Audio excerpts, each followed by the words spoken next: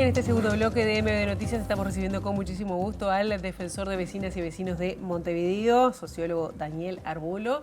Un gusto que estés con nosotros esta mañana. ¿Cómo Muchas estás? gracias por la invitación, bien.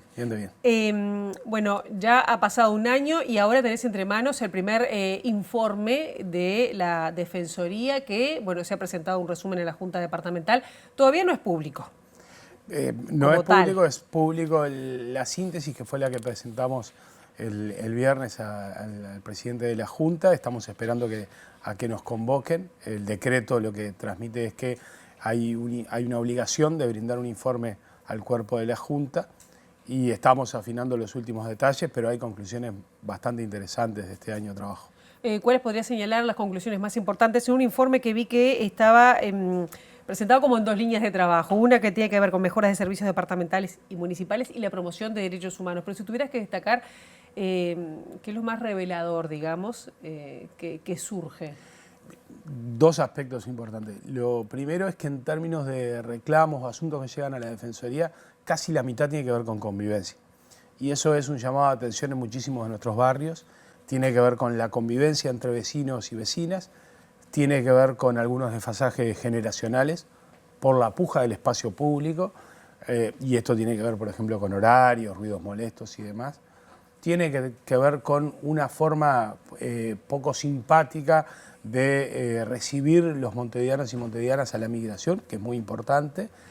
Y además tiene esto de la convivencia también un papel de la intendencia y de los municipios que empieza a jugar de manera importante cuando se toman algunas decisiones que por más que estén en la norma, no necesariamente contribuyen a la convivencia. Y hay algunas sanciones a centros culturales, espacios deportivos y demás, nos parece que tiene que llamarnos la atención. Esa es como la primera conclusión importante. La segunda conclusión es que lo presentamos como un capítulo que se va a estar afinando en estos días, tiene que ver con los cambios demográficos en Montevideo y la preocupación social más importante que hay respecto a las personas sin hogar. Montevideo disminuye la cantidad de personas en 23.000 personas, sin embargo incrementa la cantidad intercensal, 2011-2023. Exacto, disminuye 23.000 personas. Sin embargo, ha incrementado en decenas de miles las nuevas viviendas. La consecuencia natural de esto debiera de ser que tuviéramos menos viviendas vacías o menos gente sin hogar. Sin embargo, sigue incrementándose la cantidad de personas sin hogar. Nosotros en esto hicimos dos planteos a la Junta Departamental, uno el año pasado con un informe de la Facultad de Arquitectura que advierte algo que es muy importante. En el 2030, de no mediar un cambio sustancial de políticas públicas, vamos a tener 10.000 personas sin hogar. Y esto es muy preocupante. Lo trasladamos el año pasado a la Junta y este año en el informe también avanzamos sobre esto y sobre la necesidad de generar una política de impulso o de fomento a los derechos en el territorio. Y esto tiene que ver con sí, los problemas del hogar, pero también con otros problemas que tienen que ver con salud, con educación, con trabajo. Ahí hay un fuerte énfasis que estamos haciendo de la Defensoría en esto de dos componentes. Lo que vos decías, mejora de servicios de la política pública, pero también ser una Defensoría de defensa de los derechos en el territorio. Claro, van yendo por parte. La convivencia es un tema que se ha repetido en los informes previos de otros defensores. Acá capaz que, y te pregunto, el componente capaz que relativamente novedoso, aunque se ha visto en los últimos años, tiene que ver con la migración, ¿no? ¿O han aparecido nuevas formas, digamos? Bueno, el vínculo que tenemos con los migrantes en nuestros barrios es un vínculo, por decirlo de una manera simpática, complejo. Sobre todo en la zona central de Montevideo, ¿no? Ahora, la migración está en la zona central y hay un corrimiento también hacia los municipios de la periferia. En el G, por ejemplo, hay un asentamiento bastante importante de origen dominicano. Hay en el A también colectivos de personas migrantes. Y hay una cuestión que me parece importante, hay una ocupación del espacio público que es muy interesante y que debiera de convivir mejor porque tenemos distintos deportes y debiéramos de convivir mejor, porque tenemos distintas culturas y debiéramos de convivir mejor. A ver, Montevideo, la historia, Montevideo es Villa Española, es Bella Italia, es Nuevo París, es Belvedere, es Villa Cosmópolis, eso es el Cerro en estricto rigor. Sin embargo, la forma en que nosotros recibimos a los migrantes, mayoritariamente centroamericanos, es una idea que da la impresión que fuéramos un país que nunca haya recibido migración. Nosotros somos un país de migrantes, claro. Y muchas veces el reclamo tiene que ver precisamente con el espacio público, y ahí hay una cuestión de convivencia. ¿Y ahí dónde llega el reclamo? ¿Le llega a la Defensoría? ¿Le llega a la Intendencia? ¿Dónde se produce ese reclamo? A nosotros nos llega directamente en dos áreas. Lamentablemente nos llegan muchos reclamos de vecinos y vecinas molestos por la forma del uso del espacio público de los migrantes, y eso es complejo.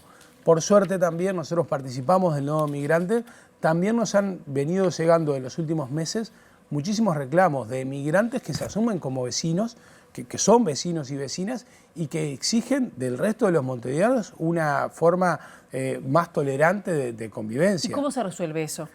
Ahí nosotros tenemos un programa bastante interesante de mediación comunitaria. En el municipio B tenemos un convenio con el municipio B y trabajamos muchísimo en esto. Nos parece que esto de pensar la mediación como una forma de solución de los problemas y no el papel del Estado como algo punitivo. Se incumple con tal horario y sanciono exclusivamente, o se incumple con los niveles, los decibeles que están exigidos y ahí sanciono, sino que hay que trabajar en términos de convivencia, en términos de conocer la forma de vida que hay en cada barrio, asumir los horarios, asumir los espacios públicos, no como algo que queda estancado en su inauguración, sino que tiene que ver con la vida cotidiana, digamos. Claro, y te quería preguntar sobre el otro aspecto que tiene que ver con este estudio demográfico que indica que hay una caída en la población de Montevideo, que revela en qué municipio cayó y cómo eso cambia el mapa de Montevideo, si la Intendencia o el Estado está respondiendo a eso.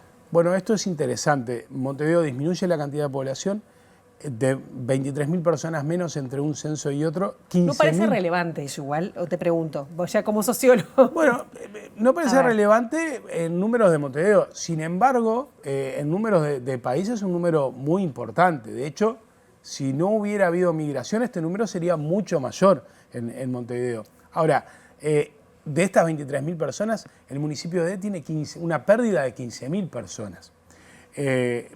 Los otros municipios ganan algunos, el CH y el B. Ahora, hay una tensión ahí fuerte con el desarrollo de viviendas. Nosotros incrementamos la cantidad de viviendas, sin embargo, seguimos teniendo personas sin hogar. Y ahí hay un desfasaje en términos de lo que es la política pública y la población. Y incrementamos la vivienda en zonas centrales, no en todos lados. Exacto. Eso hay un roce o una falta de visión también desde el Estado. Ahí yo creo que hay alguna cuestión que tiene que ver más con la promoción, y en estricto rigor no hay necesariamente una promoción de vivienda, hay una promoción de construcción. De hecho, si uno mirara, por ejemplo, en la Ciudad Vieja hay tantas nuevas cooperativas como nuevas viviendas promovidas. Si uno tuviera que apostar, las cooperativas están ocupadas al 100% y las viviendas promovidas no necesariamente están ocupadas, y en general ahí hay algunos procesos que en otras ciudades se han complejizado mucho, terminan siendo viviendas vacías exclusivamente para el turismo y no necesariamente vinculadas con el desarrollo territorial.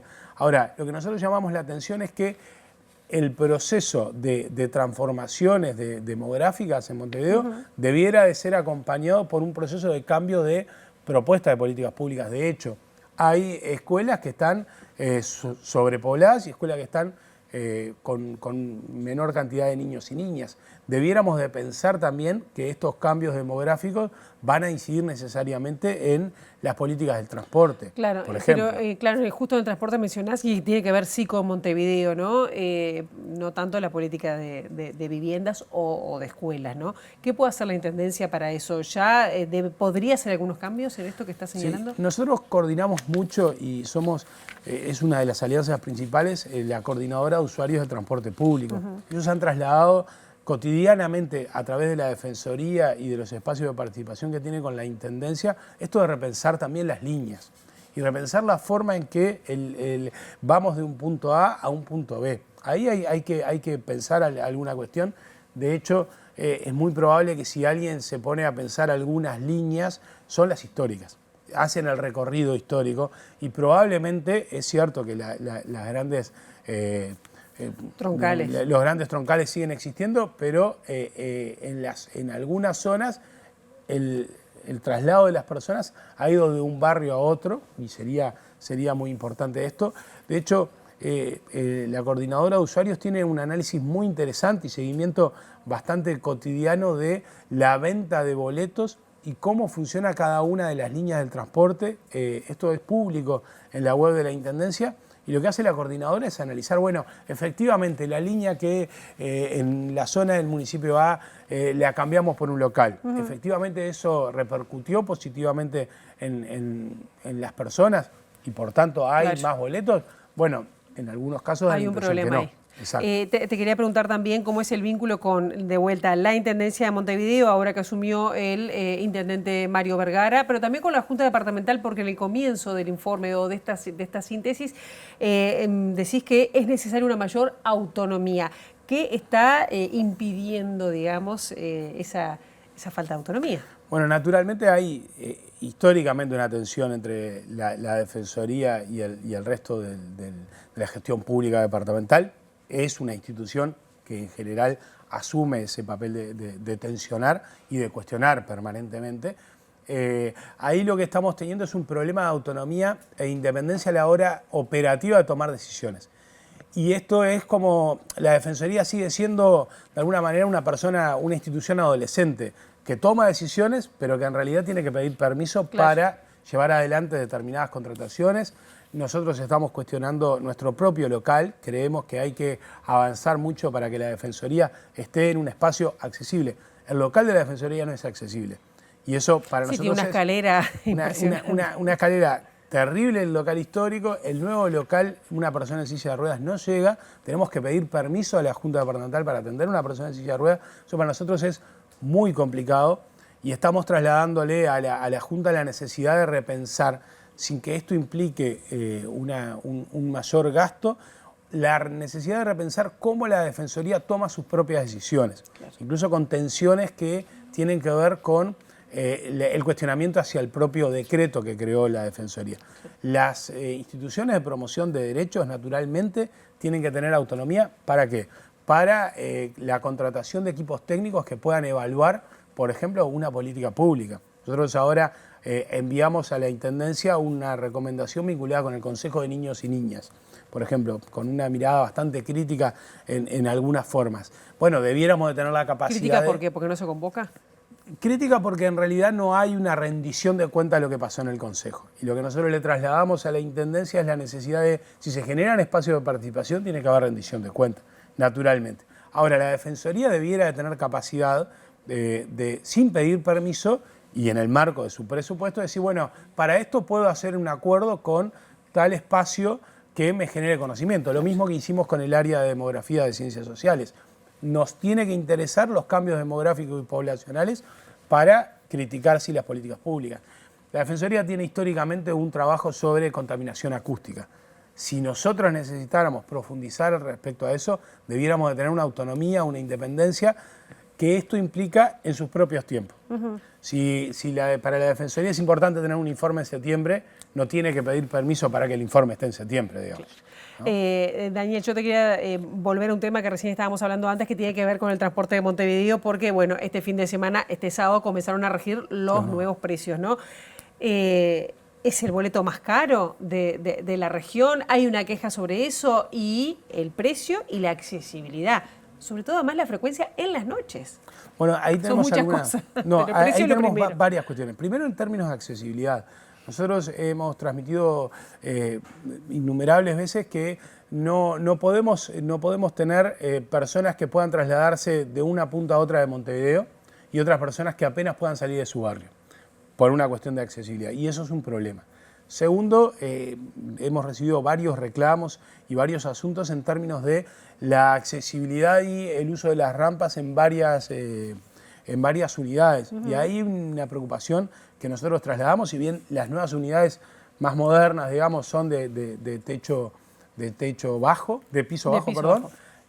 hay otras que tienen que bajar mecánicamente las rampas y ahí hay alguna preocupación.